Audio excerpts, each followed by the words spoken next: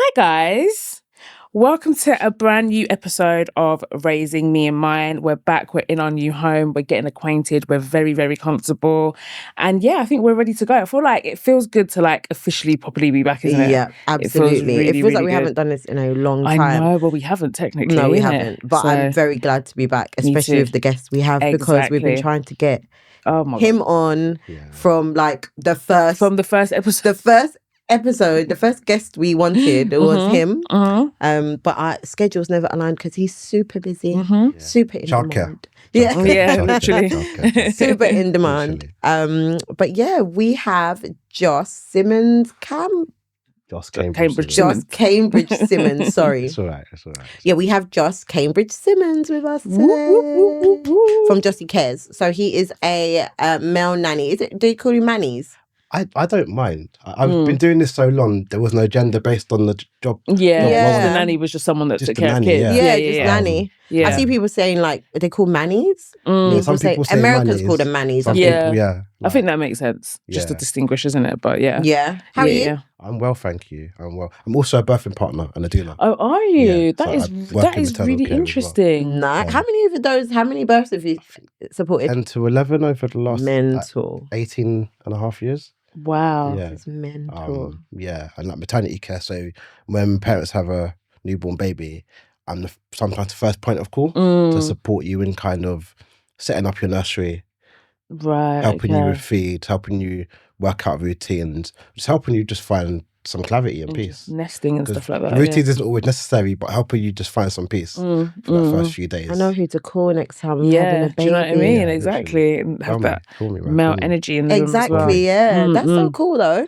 Yeah. We're glad to have you here though. Very much so. Glad to be here as well. Finally. So what made you decide to take this as a career path? Like, how did it all start? Yeah. How long have you been doing it?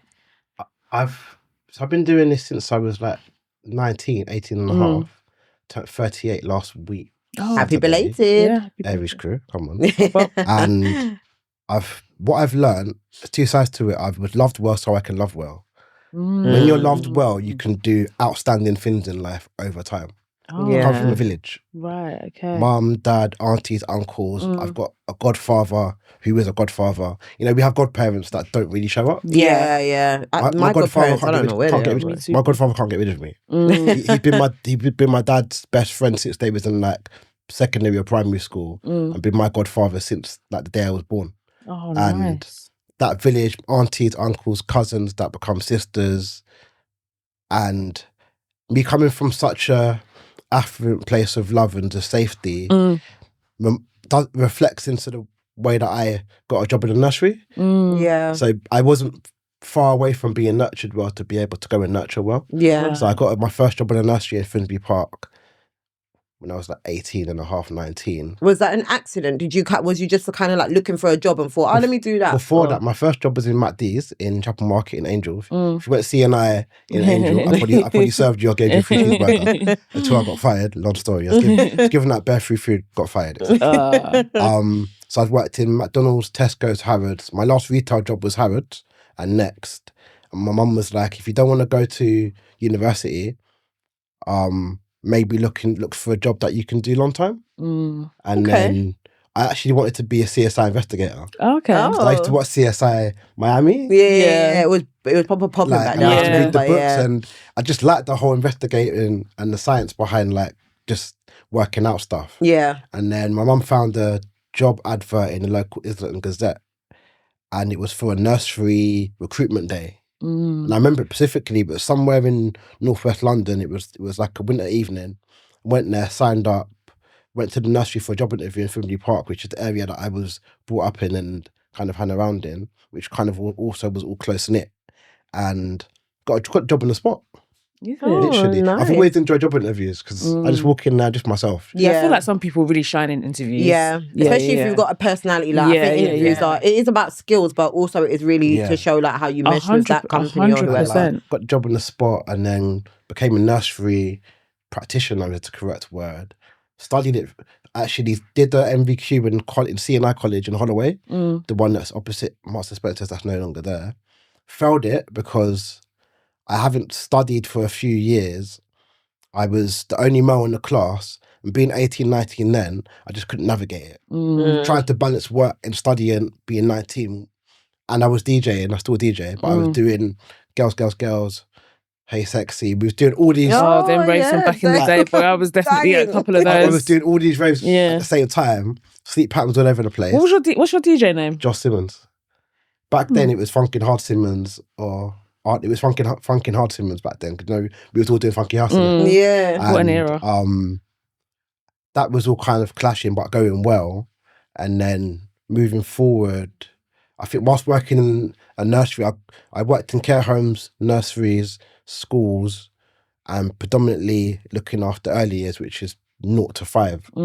And we was all making business cards to babysit, because like nursery staff can. There was a point. I'm so old now that we was allowed to babysit the children in our classes. Now they wouldn't kind of suggest it. If I made a business card, I use Vistaprint. Send me a deal. Vistaprint. And I made a business card, and the idea was start local, go global.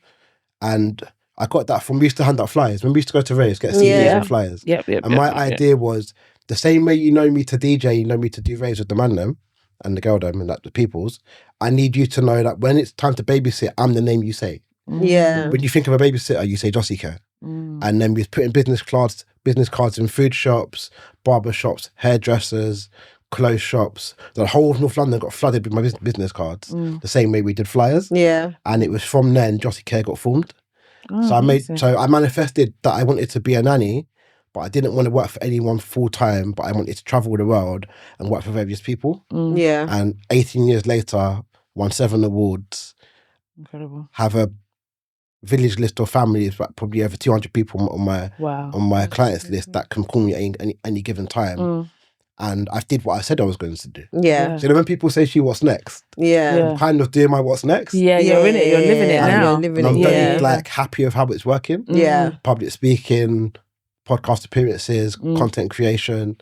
It's all kind of working how it should. I'm very like, it's just taking its time, and I'm very patient, as you like. You have to be in the work you're in. So that's how I kind of got into it, and it was working in nurseries that I realised this is my calling. My mum was like, "This is your calling." My mum my mum was very big on enjoying what you do, outside of making money, and the money will come.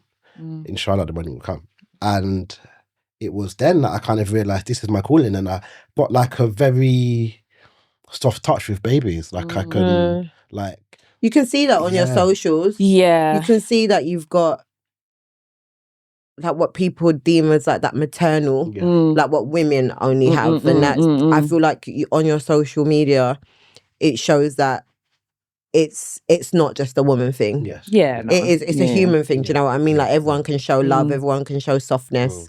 And I think when you post different videos, with the different children, obviously you like safeguard them and stuff, but you can see how you like interact with them and stuff.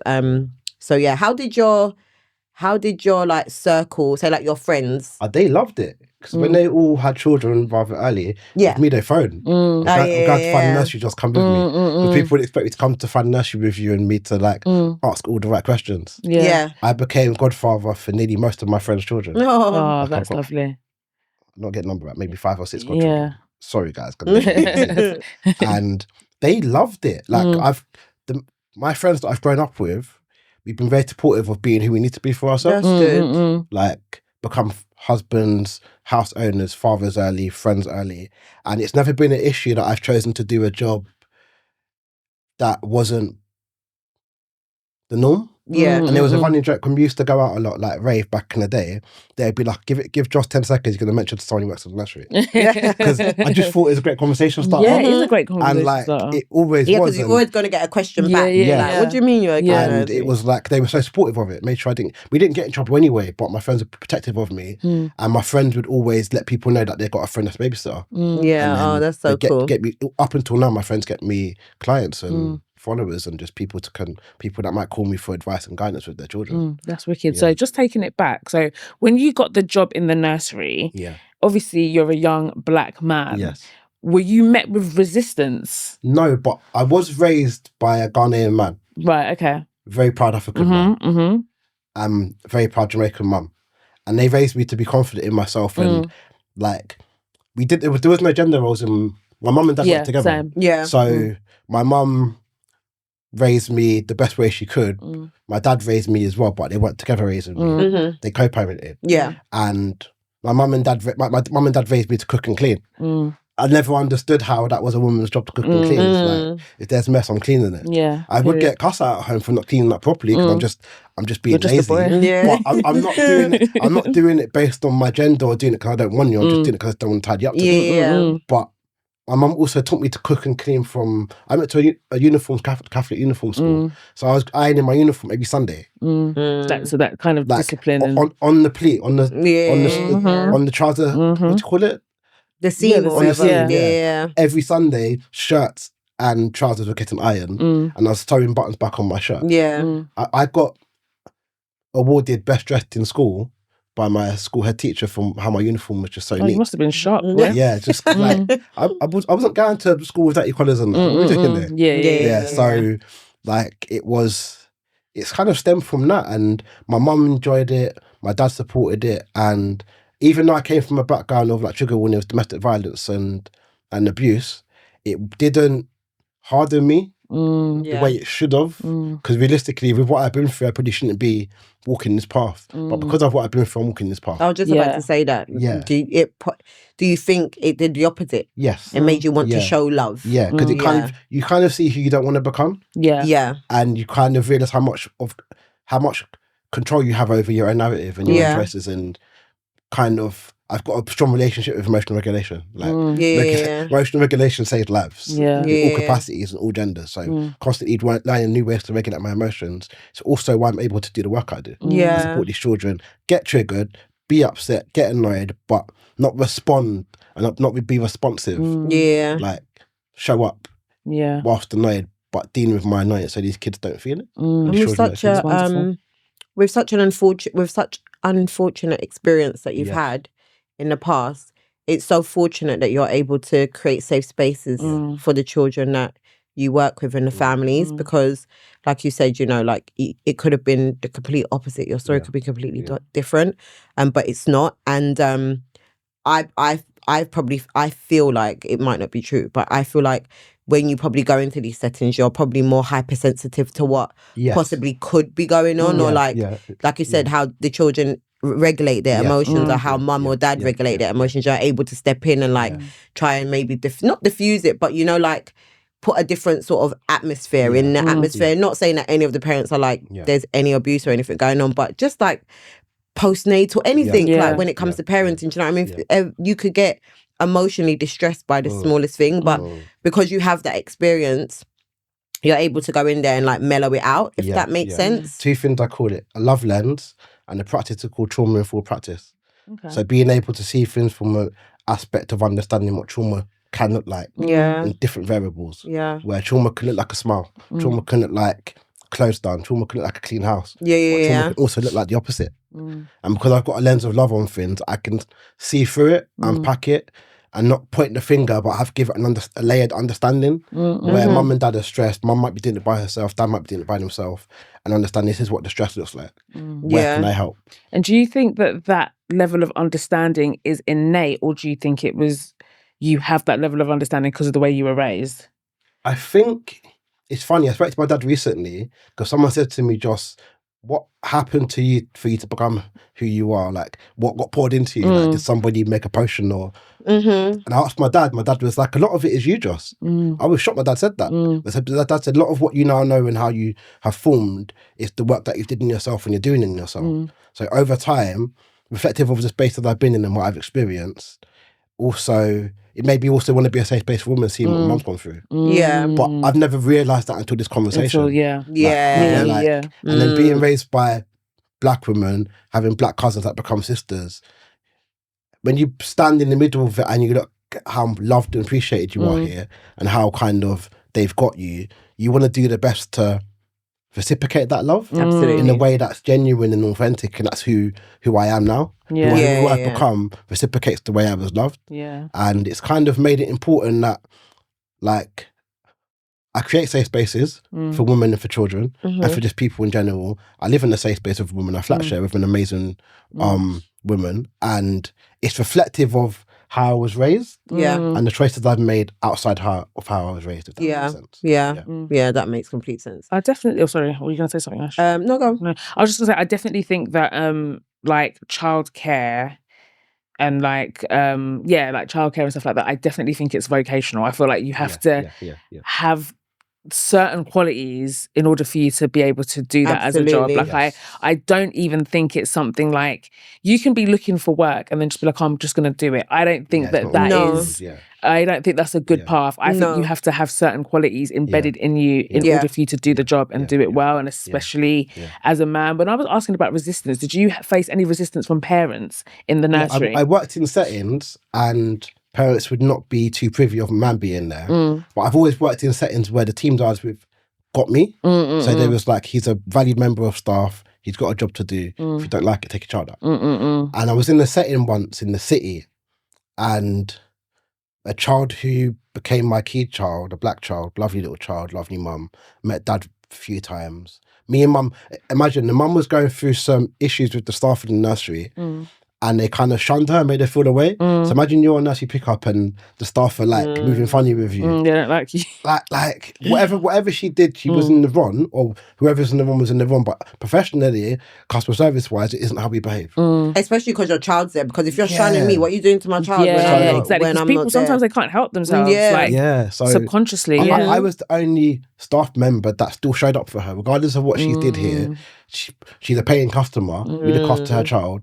She's made a mistake. You've also made a mistake too. And what's happened is she didn't want me. The issue stemmed from she didn't want me to change her child's nappy. No, her child. We was potty training her child. She didn't want me changing her child. I've got to know the mum outside of this and realised it was kind of embedded in trauma and experiences that she'd been through. I never felt away of mum's choices. Cool. But the nursery, the way the nursery had my back but made her fall away. There's a way that can have your back without making that Audrey fall out of place. Yeah, 100%. I get a phone call. I remember who I was dating and where I was. I was on Wood Green High Road. It was like a Sunday evening. I get a phone call. This is about 15 years ago now. Hi, Joss, it's so-and-so. Oh, hey, sis, how are you? What on? I need a babysitter. That same woman for me to babysit. And that's just because I think I made her feel safe. I didn't know what I didn't do it purposely. It's like you've got a preference. I understand it. I kind of realised it's probably more than what it is, but it's not mine to unpack. For me to babysit for the next 4 years for her or enough, and we're still friends to this day. It's all about building trust and relationships with the parents, I think, because I'm sure there's loads of parents that are they might, especially with everything that's in the news these days, with like stuff that's going on in nurseries. But funny enough, a lot of them are women that are doing the things to the children. Do you know what I mean? But like, there's a lot of like stigma around men in children's settings and stuff. But at the end of the day, women can do it too. And it really is about who builds that trust with you. And like, and I think there's a healing this for us as a culture. Having men in maternal spaces heals the trust issues that we have with each other. Especially with our sisters and black men, where we don't always show up. And that's where I think it stems from. Black women don't feel supported by black men. Enough. And I don't know if that's, we don't feel supported enough, because there are some black men who are out there supporting black women. You are one of them. But we don't feel supported completely. But I don't know if other races feel that like that. Maybe like the Asians, like the Asian community probably might feel like that. I don't know if like our Caucasian counterparts do.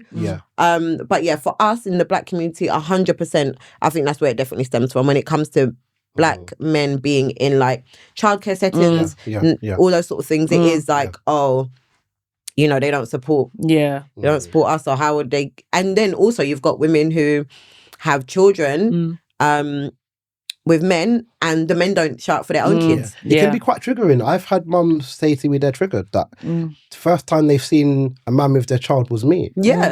And I was like, I shown up. I did what I meant to do. And I understand how triggering that could potentially be, because when you have a baby, you probably envision a family. No one goes into motherhood or fatherhood thinking this is just me. Absolutely. So it's like when you do happen to get a childcare, it happens to be a black guy, happens to be someone that you might know or not know, and you walk in and dinner's cooked, house is clean, baby's in bed, and you walked in and you're like, wow, this is what it could be like if I had a black man.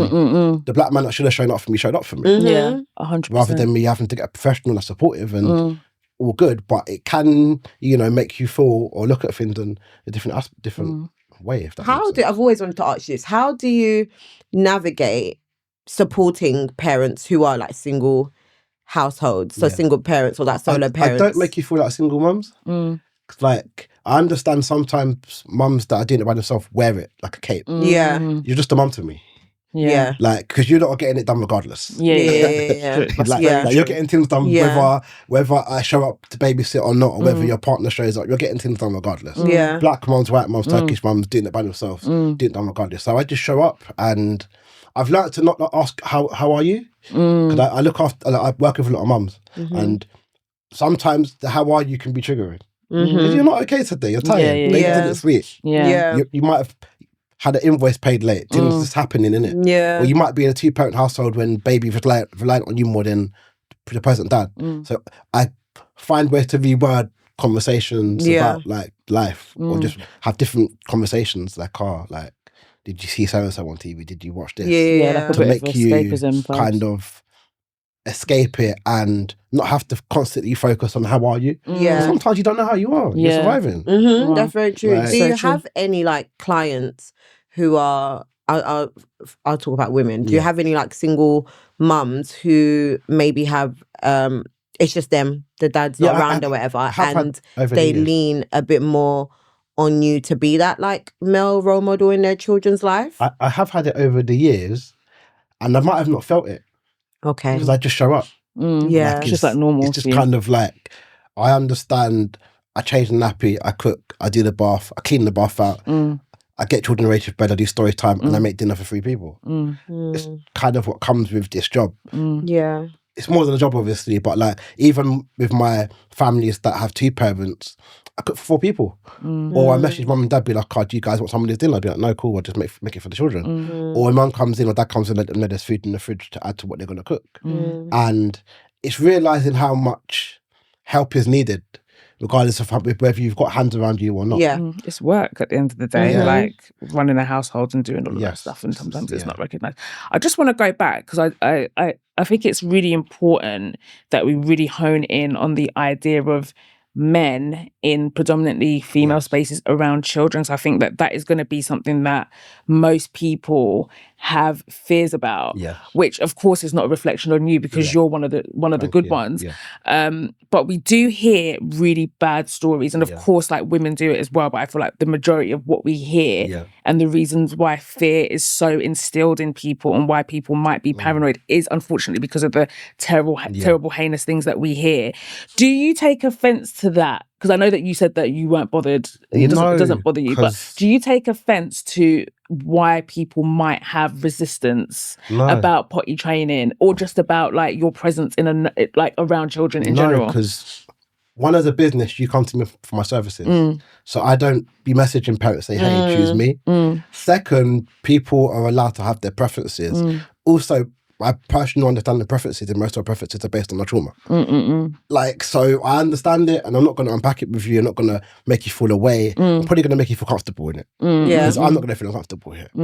And the people that have committed heinous things that happen to be men, how do you reconcile those situations, like in terms of, because this is your job, do you know what I mean? And so like when you have the bad apples, how do you feel like you're constantly having to defend yourself as a man in this world? No, I don't feel like I have to, because I just show up as me. And you know, like how you lot have put in work. Your previous work shows what I go on, let alone what I'm doing now. And I've always just got a hat of safeguarding on, and always 10,000 steps forward. Like I'm taking the children out to the museum, and I'm already looking at what road I'm going to cross the road, because that paper's too narrow for me for my kids. And that's just like, I overthink a lot when it comes to these children. So to answer your question, I'm not in fear of people's opinions on my space in this realm, especially on the internet, where people are always going to have something to say. And I've also been doing this longer than most people have had children. Most people have had opinions on this, or most people have been on the internet. I've been doing this since I was 18. I've grown up doing this work. And I've learnt so much on this journey, and it's just also made me a very pure human, a very pure black man that's understanding of maternal spaces and what maternal spaces need to heal that space of non-safety for the individuals that don't feel safe here. Yeah. Mums and dads and just children alike. Yeah. I don't think it's a weight for you to have to carry. I don't feel like you should have to prove to people. Do you know what I mean? Because I feel like with what you do on like social media and the work you do, I think it really does show other men in whatever space they're in, that, you know, you can be a softer man. I feel like when we talk about men talking to each other and like having honest conversations and being present, there's talking and then there's action, and I feel like you're doing the action for other men to see what actually you should be doing, and you're doing it for some of these men who are not doing it for their own kids. Do you get what I mean? So I feel like you're one of the people who don't have to carry that weight on their shoulder to be I'm like, I have to continue to like fight for a space, because I feel like you've carved out a space. You've actually proved your space. So thank you for that. Thank you. And even saying that, when I look at my insights, it's always been like 85% more women following me. Than it has been dads. It's always the people that need it the most that are not looking. But I've seen you on like different platforms, like podcast platforms and stuff, and you was on a guy's one recently, right? Yes. And even going in male platforms is great. Do you get what I mean? Because us women will always find you. Do you know what I mean? Mums will always find you. Women that want to be mums will always find you. But like going on those like male centered podcasts or platforms and stuff is great, because the men are forced to like it's why I believe that my work dismantles patriarchy. There's a whole systemic issue with talk more on how that. I show up. And like, for example, I'm in a role that's predominantly run by black women. I'm having to show up and go against the grain and go against who I was meant to be and who I supposedly should be as a black man. Being soft, being maternal, being patient, being resilient, but also using my softness to be resilient.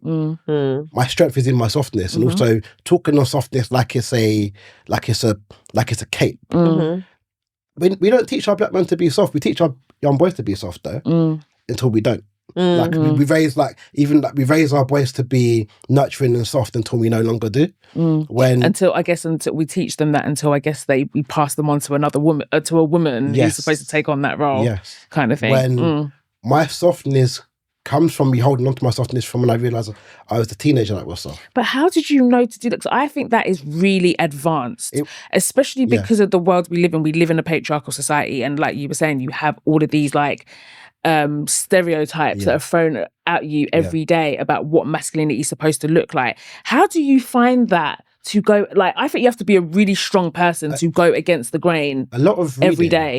I read a lot of bell hooks. I love bell hooks. Okay. Say no more. Say no more. My dad also was a man that looked after himself. But then also with the experience of the DV and what I experienced, it drew a picture for me that I didn't want to become. And I remember where I was, and when I said it to myself, I was in nursery going through some trials, tribulations, and outside of work, I'm in the classroom looking after children. I said to myself, I don't want to let what I've gone through harden me. I think I made a promise on one of my birthdays that like what I've gone through isn't going to harden me. Because realistically, if we was all to show up with how we was, if we was all to show up the way we should show up due to what we've been through, we wouldn't be here today. You two might not be mums. Yeah, that's why I find it so astonishing. Like, so it stemmed from, I learned a lot from dating. Relationships teach me a lot. Relationships, platonically and non-platonically, knowing how people receive you. And knowing how we're quick to kind of change to be received a certain way. Especially, I realised men change a lot. Like men can change who they are a lot to fit a narrative of the person they're trying to... Absolutely, They're trying to get to know. When being called sensitive and a sweet boy at young, it triggered me when I was younger. I didn't like it. I didn't know what triggers were. And 21, he doesn't know what triggers were. We didn't have that language then. Yeah, we didn't. As I grew up, I realised I like being the person that sends the paragraph. Because I mean, there's depth to me. Yeah, there's emotional intelligence. And for me, it's just a way of life for me. And it's just like, there's a healthy skepticism that I'm in work-wise, I'm in spaces where these things benefit me. I have to navigate with parents daily, you know, message people when I'm late, message people when I'm on time, now I had to talk to a mum or dad to let them know their child bumped their head. Now I had to message them to let them know their child's doing amazing and did this amazing thing. And knowing how to, and also because I work with so many different families, not one family is the same. Yeah, there's all different cultural differences needs and stuff. But what I've learned is they all need Joss to be who Joss is. And that's also aided me into be a safe space, understanding that my version of masculinity works in the real world for real people. Where it might not work over there. And I've realised, knowing you're valued for who you are, but a lot of us don't get to see the value in who we are. I'm blessed enough to be in spaces where my value is appreciated and shown. And when patriarchy comes in to get dismantled is me going against my feelings when I'm with a baby and the baby's crying, and I'm triggered and I don't know what to do because I'm human and my head's beating and I'm like, or I'm outside and people are watching me. You guys are moms, people looking at you, your child's crying. I try not to get embarrassed, but I still do. But we've got egos, we've got feelings, and I have to take a little conversation with myself whilst supporting this child's feelings. And for you, it's probably different as well because you might not be with a black child that day. You might be with a white child, and now there's a white child crying, and you're like trying to get them to one place. Everybody's looking at you like, "Is this your child?" Yeah, exactly. There's a lot of layers. I've had to shift my ego and my feelings. So most time I come to work and most mornings your children don't want to see me. Your mums, how much times you wake up to your child? I see your post, you make food, make dinner. They don't want it. Put all this effort into it, you know. That's so annoying. So imagine I come quay from where I'm coming from to come to your house to look after your children, and they just start give crying. me a look like you again. Yeah, because it is so I don't have to be here, guys. You know, I put up with this. Yeah, because that connection when you are the child's parent, that already alleviates the situation. Do you know what I mean? So you're battling against, like, sometimes it might be race, it's gender in the sense of like they say that these things do not come like naturally. Do you think you've had to learn how to nurture, or do you think that is in you? So do you believe it when they say that men like men don't have it innate, especially in the beginning, because they say in the beginning that men, that is not necessarily where their strengths lie when dealing with newborns, but their roles show up better when that child is a toddler because of discipline and play and all of that. I believe we don't raise our men to nurture, we raise our daughters to.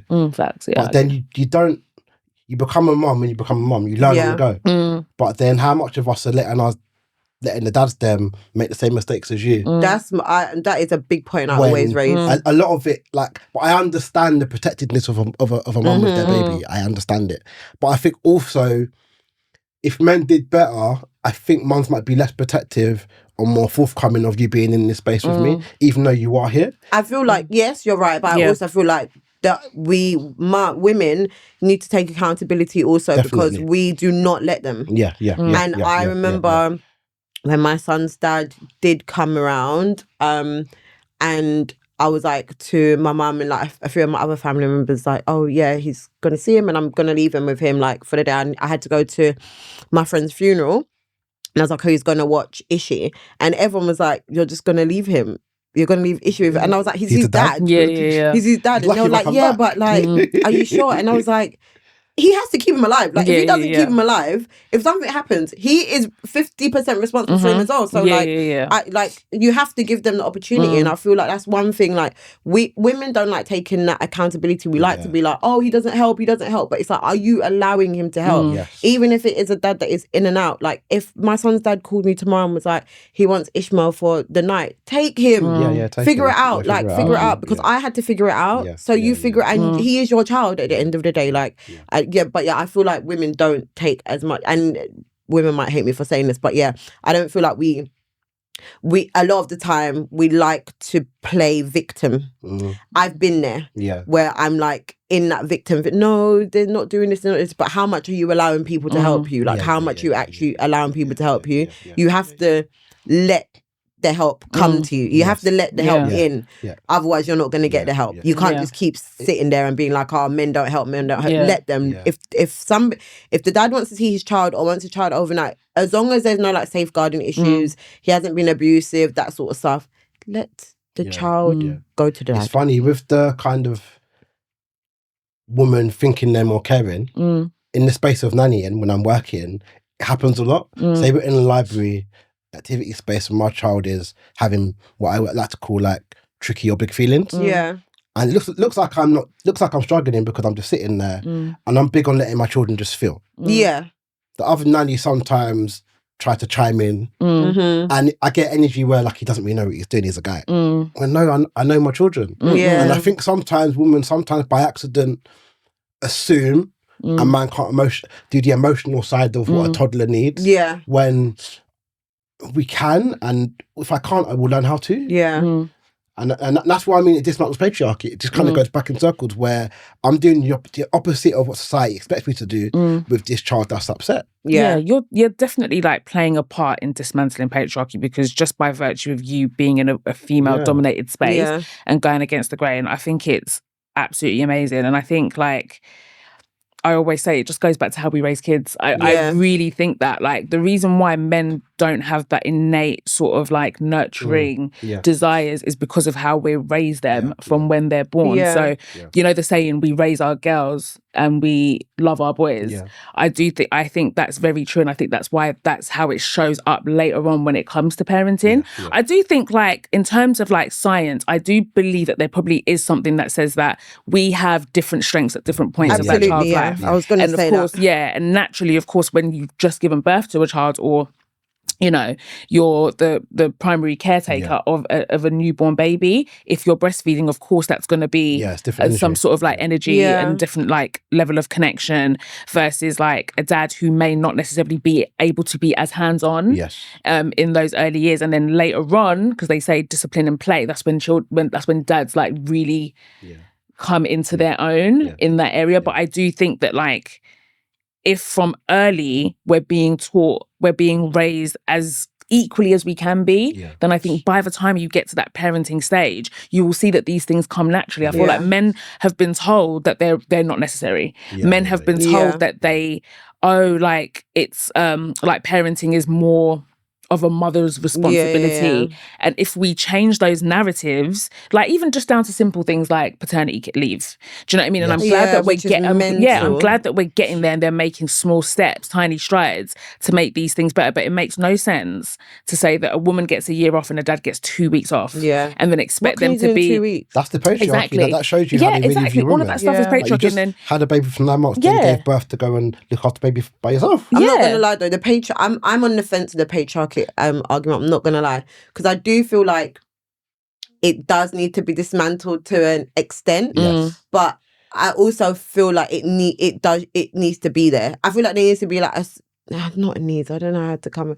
Like I feel like there needs to be a balance in it, and the reason why I say that because I'm raising a boy, a black boy at that, and if I were to reach out to you to help me with my son, like to care for him when I'm at work or whatever. I'd be looking at that because at the end of the day, and you'd be somebody I'd pick to take to nanny for him. I'd be like, I want a man to nanny him and a black man, absolutely.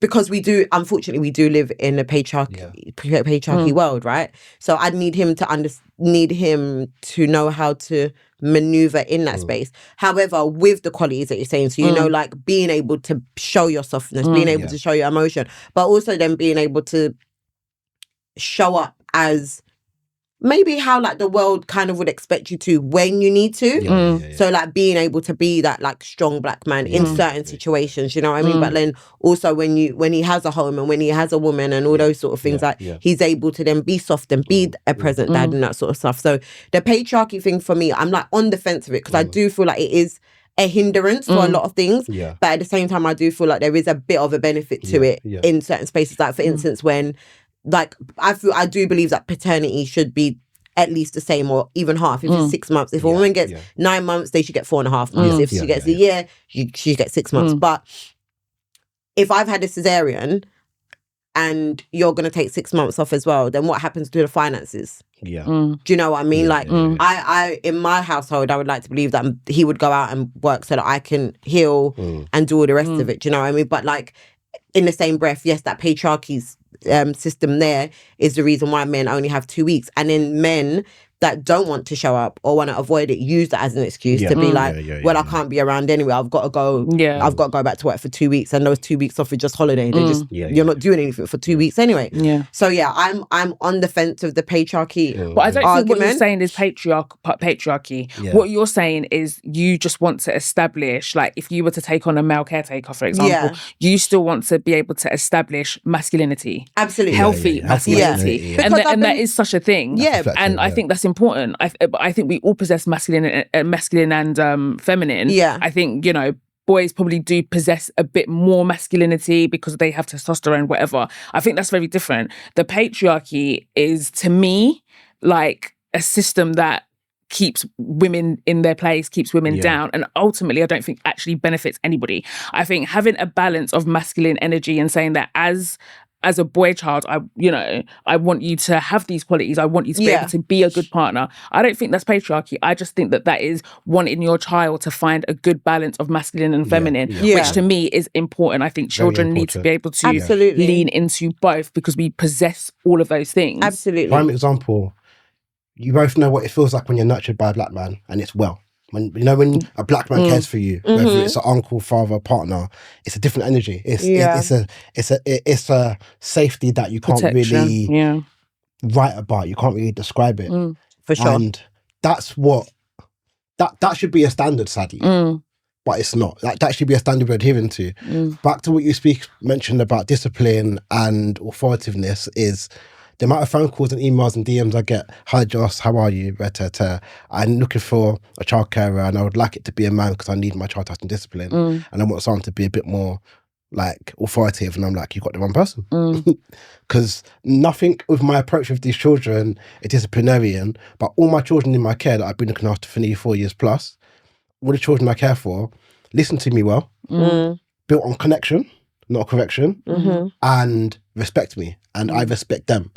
But we've got there over time. There isn't no loud voice, soft voice. I might count to 3, and when I count to 3 of my girls that I look after, the 3 is to let them know we've got 3 seconds before we have a conversation that I know you might find tricky. And I'm not scaring you with the conversation. It's a conversation we might have about how are you really feeling right now? Do we have to talk about that? And it's funny how people constantly still look for men to be just the disciplinarian. But then if you're looking for a partner, you're not looking for that. The disciplinarian as a partner becomes a bit abusive, a bit too protective. All this hierarchy, isn't it? All the hierarchy is when it's funny what we want for our children but don't want for ourselves. The same softness that can nurture and raise my children professionally, same softness and nurturing that can love me endearingly and help me thrive as a woman in a space with a healthy, masculine, in tune, present man that shows up. Both those traits coincide. But do you think that just because I agree with everything you're saying, 100%. Thank you. But do you think just your male presence alone instinctively creates that sense of discipline? Because I say that to say, because in my household, Anaya, my daughter, she's 2.5. Obviously, I'm with her more. I'm married, live with my husband, whatever. But I'm just her primary caretaker, so she's with me more. She doesn't really take me seriously all the time, especially when I try and discipline. When my husband comes in, he doesn't shout at her. She's a baby. Like he doesn't shout. He just has to speak in an authoritative voice, and she listens. Are you saying that you don't think that is necessary at all, or do you think that just your presence alone, being male, means that you just provide that? I think a lot of men have taken that on, not unknowingly. We've become that person by default. Where that's your role kind of thing. It's my softness and my calmness is why I've got 7 awards and 18 years longevity. Like, people book me to be a birthing partner due to my calmness. Even I got a gift yesterday, a Liberty gift from one of my families. Thank you guys, love you. And in the message, it said, for our home away from home. Oh, that is beautiful. And for me, let me not cry today. For me, that's the softness that I want to endure as a black man in these spaces. Where I come in and my presence is felt in a way that there's a calmness now. And these children feel seen. And okay, for example, my 2 little girls, I've got 8 and 5, 8.5 and 5.5.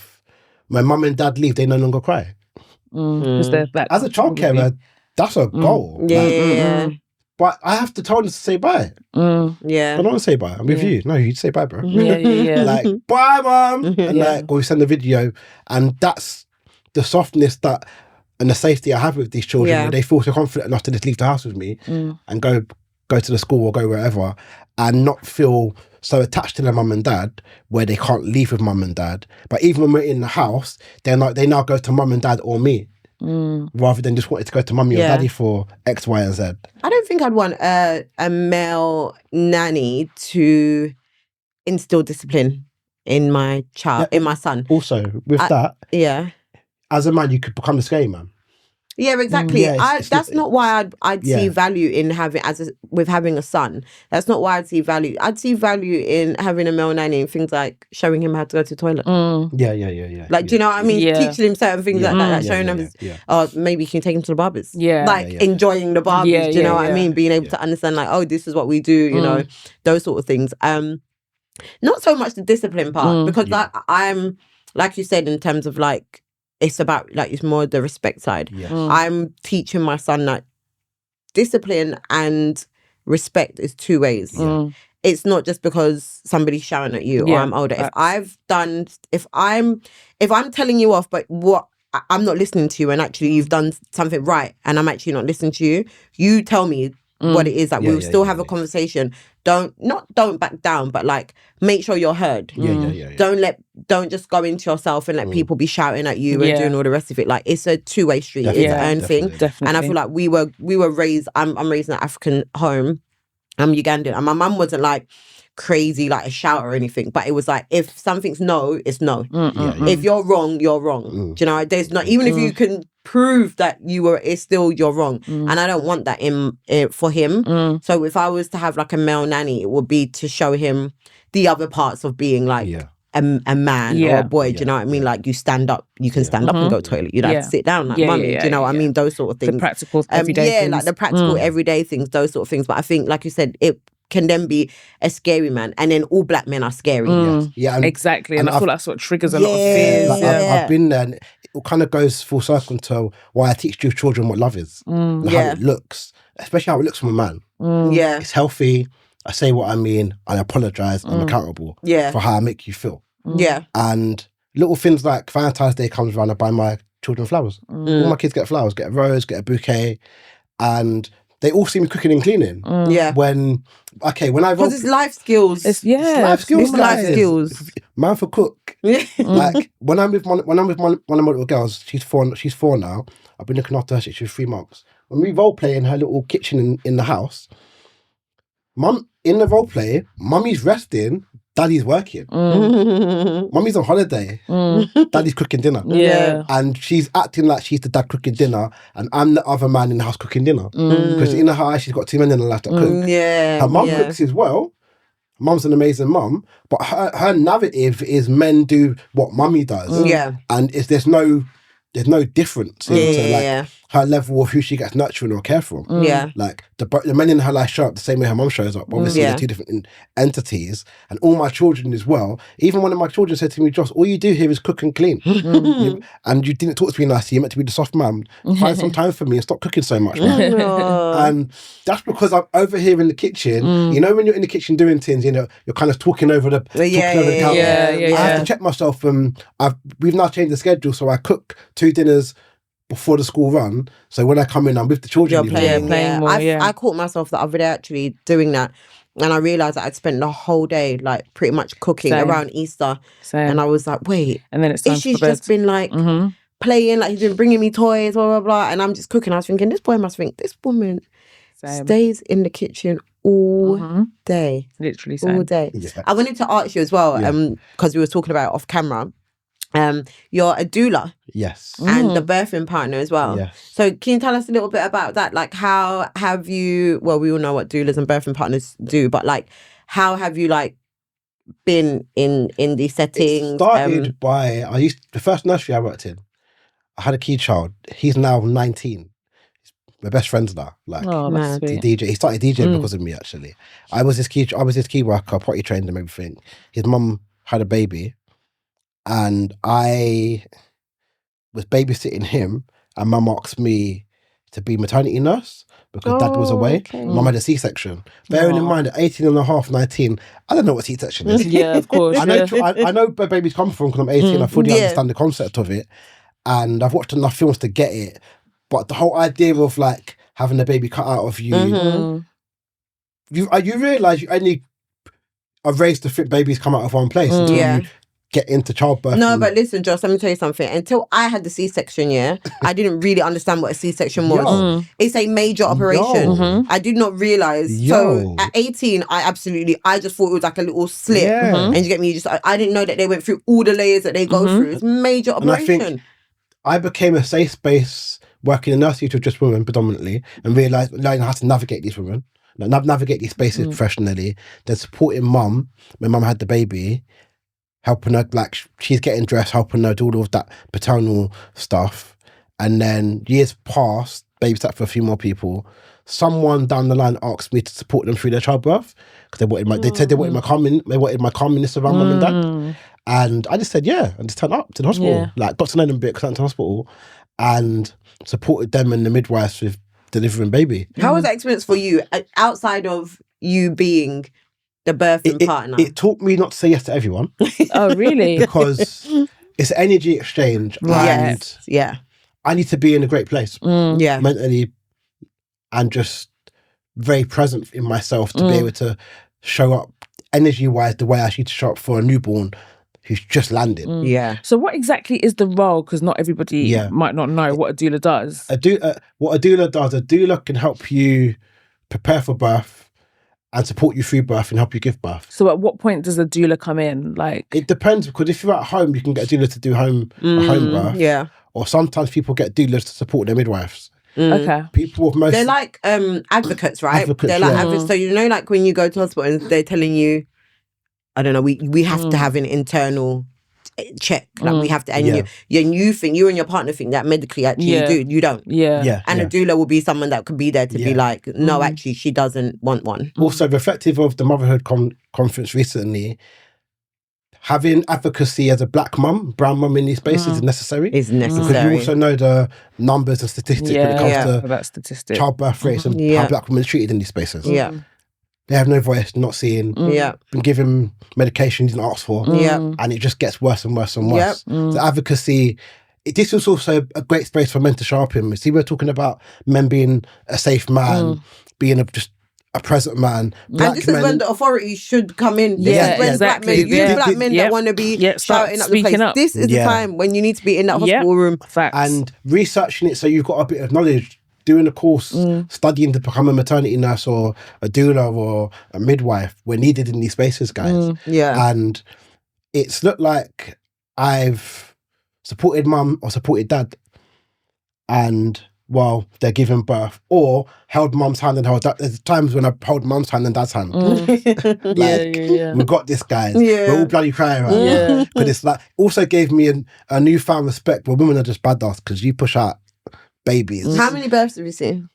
About 10 over the years. Haven't done it for a long time because I'm going to go back and study in it. Okay. Do you think, would you go and do like midwifery or something? I'm considering it. Yeah. Before I retire, I don't know when that's going to be. Hopefully not for now. A midwife course before I retire. And it's funny because I've now been asked to come and speak to a few maternal wards in different hospitals. Oh, nice. About men's role in maternal care. Would you, this is a bit of a jump, I'm jumping all over the place, but would you train, like would you open like a academy kind of thing to train other men to become nannies? I've got a plan, which I'm in the name, it's called Love School. So it's a school where you come and learn love. Love could be how to support someone for childbirth. Love could be how to be a more present parent. Yeah. Because to me, love is different variables. And I'll have different people that I think enjoy love in different capacities, teaching what you're good at. Yeah. But we called it love, but it's Amanda's version of what she's good at. Yeah. That has love even based in it, and you're now teaching it how you're teaching it. I asked that because my younger cousin, he works in nursery settings. He like temps in nursery settings. And he's amazing with children, like absolutely amazing with children. But he's like, he's like in his 20s, early 20s. No, you don't really know what to do. And he's amazing with my son. My son loves him. And I know I haven't had this conversation with him, but I know he probably hasn't pursued it because he's thinking about like send him my way. What people are thinking and stuff. But he's amazing with children. All the kids in our family love him, and I'm sure there's so many other men and young men that might be like doing the same thing and probably not sure like if they should do it. So I reckon like someone like you running like, I don't know, even if it's like a because I do day seminar or something I talking about it. I want to start doing father and baby groups. Yeah, I think it's really important. Yeah, they would be really good. And I have been offered a book deal to write a book. Oh, wicked! Amazing. Definitely do that. My idea is to have all this knowledge and give it to the world. Yeah. So you can pick it up and learn it and just make it better. I think dad groups, like father groups, are so important. I've come across a few recently actually.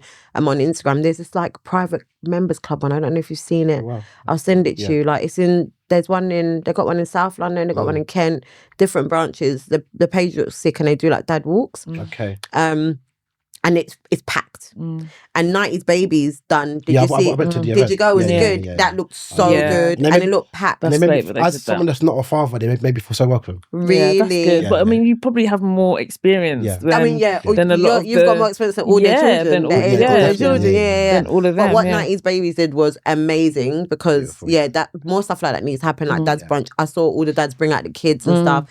So things like that are important. Like obviously what me and Audrey do with Raising Me and Mine is great. Mums are building a village and somewhere for women to be vulnerable and to be seen and, supported. But men absolutely need to do the same, because I think the more fathers get together with their children and talk about their wives or whatever's going on in their household, they'll eventually realize that, okay, this is a universal thing, and maybe all our women actually need more support, or we're doing doing something good here. Do you know what I mean? Like, but the conversations need to keep being had, and they need to keep meeting each other, just the way women meet with each other and group with each other, so that like eventually that the unison can happen across whether you're co-parenting, whether you're married, whether you're civil partnerships, whatever. Like at the end of the day, the people that are the most important are the children.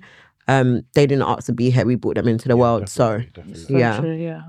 I think visibility is key. Yes. So the fact that you do what you do, I just think that I really hope it like inspires, because at the end of the day, these things are gendered. Yeah. And everything, like the reason why we don't have more men is because these things are gendered. Yeah. And so if we try to dismantle that as much as possible, there's no reason why a little boy having nurturing instincts, having paternal instincts, because I think you're either good with kids or you're not. I think that's a gift. I honestly think that's a gift from God. I think that is a blessing. And I don't think that's gendered. No. I think that because women give birth and have babies, we have an extra thing that makes it more innate in us. But I think anybody can be good with children. Yeah. And I think we need more men in these spaces because we need more balance. Yeah, absolutely. Do you know what I mean? So we need more male midwives. It's also good for your soul. Like what it's taught me about life and love and just myself is life-changing. I'm constantly learning. I'm in a space where I'm getting challenged daily. Yeah. These children trigger me, challenge me, tell me no. And I've got to work out how to go around it and work it out. Not shouting. And not shout. How hard it is to work out how to not shout. Yeah, that's a skill. Yeah. Also, just to go back to something else I wanted to ask when you said about dads that are there. Yeah. So the families that you support, how have you ever had to navigate a tricky relationship with a dad? And is there ever like a conflict of like masculinity? I do consultations. So you book me, you send me an email booking a paid consultation. That's really good that you do consultations. My idea was to have a conversation with mum and dad before I meet the children. I need parents to safeguard their children a little bit more, because parents will phone you randomly, I need a babysitter, I need me today. I've never met them before. Yeah. Oh. And I'm like, that happens a lot. Anyone. Yes. Walking into I couldn't care how great my CV or my Instagram is. I need you to move like you don't know That's me. That's really good that you have that mindset. Everything happens. Like anything can happen. Yeah. I could have woke up today and decided that I'm going to be a madman. Yeah, that's insane. I get it. Sometimes when you need that chance, you know those old school ones when like a guy meets your brothers or your uncles and they kind of try to like strong arm him. Yeah. I'm having a Zoom call.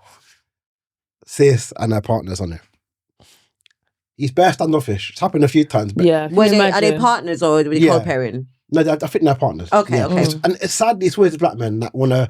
Because you see how the egos we have... Yes, egos, of course, You're hurting their masculine. And it's like, bro, like, it doesn't work here. You've lost already. So what's happened now, we're on the Zoom call, and he's questioning me and asking me questions that I can feel are coming from a place where he's not sure, he's not comfortable, and he's not interested. Like, he's sitting behind her rather than most people sit in a Zoom call together. That said a lot. And a bit rude, and he's like, so yeah, it's his mannerisms and the way he spoke. And I said, bro, we're not doing that here. Like, professionally, I'll refund all the money you've given me and lock off this Zoom call today and it'll be done. Like, professionally, if you think you can move like that with me here, it's not going to happen. Because what's going to happen when I come to your house? Like, and he apologised. I just refunded it because it just, like, I have no capacity to walk into that space and deal with that, bro. So in that circumstance where you're met with a bit of resistance from the male person or the dad or whatever, do you feel like it is your job to kind of talk them off a ledge a little bit because it is so... It's not the norm, is it? Yeah. So I feel like sometimes people might have questions. They might be like, yo, what's up? They might want to know things. I think, or do you just feel like if you, for example, with this Zoom call, you get like a negative reception straight away and then you just think, no, this is not for me? Or do you understand why you might have to do a bit of convincing? I don't convince, because by the time you pay for the Zoom call, you've gone through my CV and my TNCs, my social media, and you probably researched me thoroughly. It's kind of like what we were saying earlier, right? In terms of like, it's not your, why should, like, I would feel like that as well, because it's like, you've called me. And you've called me. I get it, but I just think that when it comes to people's children, there's always going to be an extra layer of sensitivity. But you've already made up your mind. In my opinion, if for me, if I'm already having those thoughts and doubts about you looking after, if I had a daughter, you looking after my daughter, I'd be like, I've already made up my mind. It doesn't matter what you're going to say to me on this call, it's going to come up again, especially because it's your child. It's not like inviting him into your house to decorate by when you're not there. It's your child, so those things will come back into your mind again. So if I was Joss, I'd be like, I'd probably do the same thing, because you know you're going to be faced with one thing's going to happen. If one slight thing happens, it'll be because, I told you. But it's long. It's long. With children, I feel like it's so long. Once you have that resistance, and I think for parents as well, if you have any sort of resistance with the person that's looking after your child, the nursery setting, whatever, tap out. Go with your gut. Tap out, because at the end of the day, eventually those same feelings will come right back up. And it will be long. It will be long, because you'll be like, I knew this was going to happen. It's going to be long. Like, when it comes to children, if you feel a certain way, don't be persuaded. Or you can't be persuaded. You'll just never be happy, and that's just not fair. There's a childcare you can find that can make you content straight away from the beginning. No, I hear it. I'm just saying because it's not the norm. It's not the norm. Do you know what I mean? So I think for me, like, I can imagine my husband maybe being a bit like, not sizing you up, but like wanting to just gauge the situation before, because it isn't the norm. I feel like if it was like a male child carer, a female child carer, because you're used to it, I could go off energy. But because we're trying to look into something new that we haven't done before, that isn't normalized, I can understand why there might be a level of a little bit of convincing. For sure. Do you know what I mean? But you might not just be like off the bat, just be like, okay. With men or the resistance, the only reason why they'd even take the call is because of the back of you. So Nick would only be on that call because you're like, so do you know what I mean? So even if he leaves the call and he's like, he's all right, he'd still feel the way he feels. He's just going off of trusting you. And so if anything happens, now you're going to be the scapegoat. Do you get what I mean? Like, you're going to be the scapegoat. I feel like when it comes to, especially couples, when it's like, especially the man, I don't know, it's because of the strength of the woman that they're even entertaining it. Do you know what I mean? Which is why he was sitting behind her, because he's just come on in to entertain what she's saying. And if the conversation had gone like, okay, cool, he's all right, the mum would absolutely still go with you. But he's still in the back of his mind feeling like, I don't trust him. I don't trust this whole setup. Do you get what I mean? No, I get it. I just don't think that you're ever going to be like, there might be occasions where, and I'm not even talking about Joss, I'm talking about in general, where like you might just both meet someone and be like, yes, straight off the bat, you've both got the energy. But in a situation that's not as thingy, like, ultimately you both have to be happy, isn't it? I also believe alignment can be built. Yeah, that's what I'm saying. I feel like, yeah, things like that can be like not earned, but trust. It gets built over time. Essentially, it has to be. I've also got to be comfortable and trust you guys. Yeah, it's a two-way thing. Like, sometimes we forget, like, I've got to be comfortable in your space, guys. I've got to be comfortable with mum and dad or dad and mum and be happy enough to want to work with you guys and know that I can support you. And know that we can be on the same page. Because at the end of it, I want to be a team. I don't want to work for you, I want to work with you. Yeah. And if we can't get to that space, all of that's even more relevant because we can't even just agree. To disagree on some counts. But I do understand how dads might perceive it and be more uncomfortable. But I've also realised how much lessons there are to be learned into now questioning your own thoughts and processes towards your own gender. Because it shows you how unsafe men are. Because someone looks like me, I'm scared of X, Y, and Z reasons, and that says a lot in itself. There's so much more to unpack with it. Definitely. So what's next for you, Joss? What's next is content creation, which I'm kind of doing, working with brands that align with me, which I've learned some of the brands I feel don't know what to do with me because I'm the only person in this space. But you might clean up as well. I was just about to start cleaning up before they all start coming in and trying to do the job. I've got a beautiful relationship with. Have you been to soft play in North London called Sobel? No. With the like green spider web. We live in South. It's worth going to. It's beautiful. I've got a great relationship with Sobel. I make content for them on like daily. I've been going to this soft play since I was like 10 myself. Wicked. So, nice. And then I've recently got a nice code from a brand that I've been using for time. So I'm slowly but surely getting there. So it's more brand collaborations. What's the other word? What would be your dream brand to work with that you think would support like what you do? A buggy brand, because I look at these buggy brands sideways, like, why are you not shouting at me? Because I use buggies daily. Every day, having a buggy brand support me, give me their buggy to make content with. And a dream brand would be like an outdoor wear brand that supports outdoor kind of indoor wear because of the lifestyle I have with these children. And a well-being brand, like 10th Muse, who I'm slowly but surely building a relationship with, because I do a lot of stuff for my own self-care, skincare, to be able to care for myself, to care for your children. And like a household brand where I'm in the house cooking and cleaning and doing household stuff, washing, cleaning, and keeping the house afloat. So brands that sit in that realm and are supportive of supporting a black brand in this space. And so just reels, content, more podcasts, public speaking. I do a lot of keynote talks, going into corporate spaces, talking about love and how to put love into your space. I saw some clips of you at the motherhood group. Wow, you see that? Was dope. Your speech looked really good. You were very well received as well. I've got a big up black. I love black women. You're not the best. Like the fact that I've gone to a space run by black women to sit on a panel for black and brown women about maternal care with amazing black men on my side holding me down. And it's a keynote talk. So we're all talking as a team. Then when I spoke and I kind of said who I am and what I do, they clapped, they whistled, they round of applauded, they jumped. And I was like, oh, like. Yeah, the videos, they're so good. That was like, but that also shows me how much we need in these spaces. But I was just about to say that black women are actually really, really, really gagging for black men to step up. We really are. Like we are really gagging for men. And I'm sure all women are, all races, you know what I mean? But like I can only speak for my experience, my own community and experiences. And black women are absolutely... The necessariness to go to events like that to learn about childbirth and the not so easy side of it. Where men don't know a lot of what you can find out unless you had a baby. Unless your partner's gone through trials and tribulations, you won't know what thyroids are and cesareans are and this kind of childbirth and etc. These spaces need us because there was barely anyone in the room. I bet. And I think if you're a man that wants to have kids or you're a man that wants to take this career path, then you should be in these spaces and just educating yourself so that you can be equipped for when the time comes, like so that you know what to do. But I just think you're so amazing. Like what you do is wicked. I think we need more of it. We need more men in these spaces. We need to normalize men showing up in, outside of just being a disciplinarian. Yeah.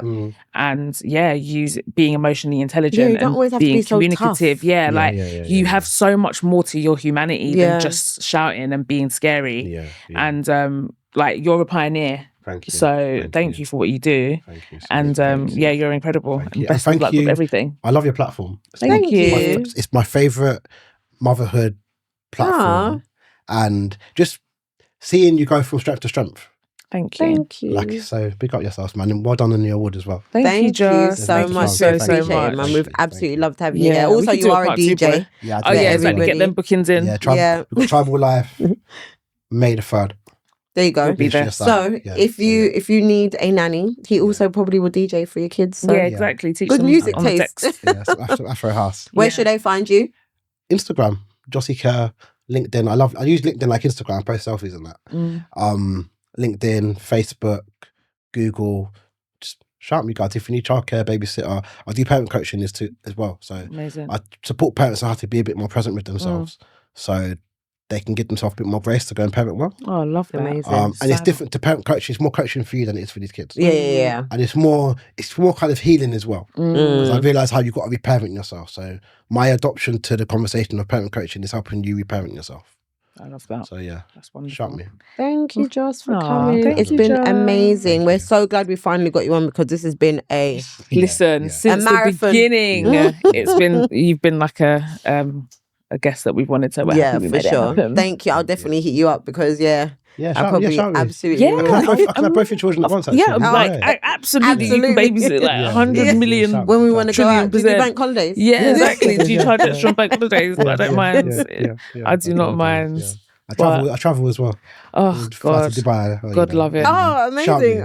When we make that dollar, when I'm making those dollars, I'll be sure to pack you along so I can actually enjoy the holiday. No, facts. But thank you, we really appreciate you, and we will absolutely, as you're going through doing all the amazing things that you're doing, I'm sure you'll be back on here at some point. Oh yeah, definitely. This is not the end. Absolutely not. So, but yeah, guys, thank you for tuning in to another episode of Raising Me and Mine. We had a blast. I've been your girl Audrey. And I'm award-winning Aisha. Period. And Joss. Yay. Thank you. Bye. Bye.